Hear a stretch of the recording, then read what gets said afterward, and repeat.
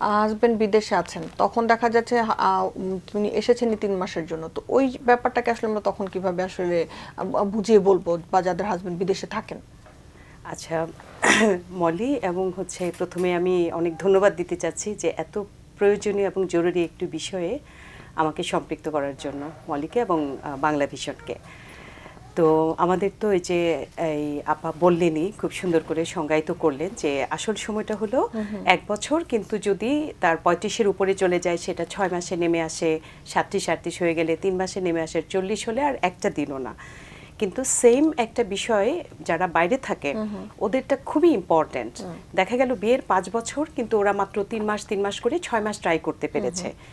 তো এই যে 5 বছর হয়ে গেল, ওদের বয়সও বেড়ে গেল, এবং আমরা জানি বয়সের সাথে ডিম্বাণুর রিজার্ভ, কোয়ালিটি সব কমে যায়।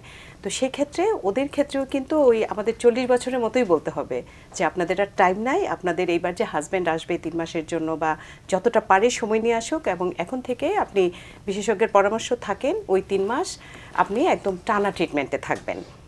তো ওনাদের ক্ষেত্রেও মানে আমাদের সময়টা খুব সংকুচিত করে নিয়ে আসতে হয়, না হলে, কারণ এটা আমরা মানে হলো একটা স্বর্ণালী সময়, যে রিপ্রোডাক্টিভ টাইমটা 20 থেকে 35 বছর। এই সময়ের মধ্যে না হলে পরবর্তীতে এটা খুব কঠিন হয়ে যায়।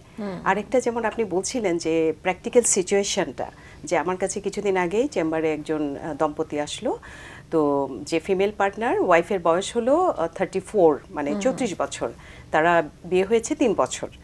তো আমার কাছে আসছে অন্য বিষয় নিয়ে, তো আমি জিজ্ঞেস করলাম বাচ্চা কয়টা, বললো যে বাচ্চা নাই।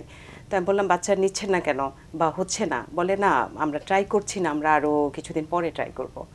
তো আমি তখন তাদের বুঝিয়ে বললাম যে দেখেন, আপনাদের কিন্তু অলরেডি লেট ম্যারেজ, এবং আপনি 34, 35-এর পরে কিন্তু এটা ডিম্বাণুর এত কমে যায় এই নাম্বার এবং কোয়ালিটি, এবং আপনার হাজব্যান্ড নিশ্চয়ই মানে আমাদের যে সমাজে প্রচলিত 4-5 বছর বড় থাকে, আপনার হাজব্যান্ডও 40 ছুঁই করছেন, তাইলে কিন্তু আপনাদের এটা পরবর্তীতে জটিল অবস্থা হয়ে যাবে। তো বিষয়টা হলো যে অনেকে অনেক বেশি দেখা যায় যে 18 বছরে বিয়ের পরপরই বছর বছর বাচ্চা নিচ্ছে, আবার অনেকে আছে যে নিজেদের হয়তো ক্যারিয়ার করতে গিয়ে বা অনেক সময় মানে এটা বুঝতে পারেন না, যে আপনি যেটা বললেন যে বুঝতে পারে না যে সময়টা চলে যাচ্ছে, ওরা ভাবে যে আমি ক্যারিয়ারটা গুছাই নেই, সংসার গুছাই নেই, তারপরে হলো বেবি নিব, কিন্তু সব কিছুরই একটা সুন্দর সময় আছে, সময় মতো না হলে এটা আসলে অনেক জটিল হয়ে যায়।